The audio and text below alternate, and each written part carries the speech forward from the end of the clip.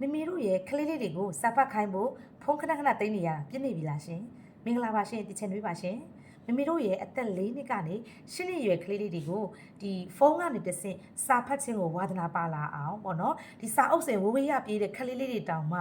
ဒီစာဖတ်တာကိုစိတ်ဝင်စားလာအောင်တကယ်ကိုမှရိုးရှင်းတဲ့ပုံဝင်ပြောနည်းအချက်၃ချက်ရှိပါတယ်ဒါဆိုရင်ပထမတစ်ချက်ကကျတော့ဘာလဲဆိုတော့လေဒီကလေးလေးတွေကို the cliffhanger လို့ခေါ်တဲ့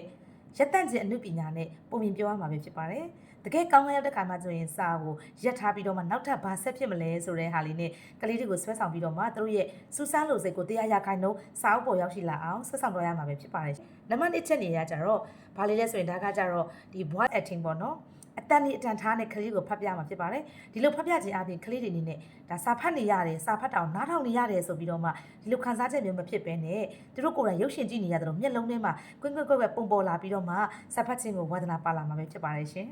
သူတို့ကိုယ်တိုင်ဖတ်ချင်စိတ်တွေဖြစ်ပေါ်လာမှာပေါ့နော်နံပါတ်3ချက်တွေကကျွန်တော်ဒါကဘာလဲလဲဆိုရင်ဆုလက်အဖြစ်စာဖတ်ခြင်းကိုဆုလက်အဖြစ်ပြောင်းလဲပေးတာပေါ့နော်ကလေးကိုလာဟိစာဖတ်မယ်ဆိုပြီးတော့လာမေမေပုံမြင်ပြမယ်နားထောင်ဆိုပြီးတော့အဲ့လိုမျိုးမဟုတ်ဘဲနဲ့ဒီနေ့ကတော့အရန်လိုက်ပါလို့မမေကဒီပုံမြင်လေးပြပြချင်တာဆိုပြီးတော့မှကလေးတွေကိုစာဆုအဖြစ်စာဖတ်ခြင်းဝါသနာကိုပြောင်းလဲပေးရမှာပဲဖြစ်ပါတယ်ရှင်ဒါဆိုရင်မမေတို့ရဲ့ကလေးလေးတွေကိုလည်းပုံမြင်ပြောဖို့အတွက်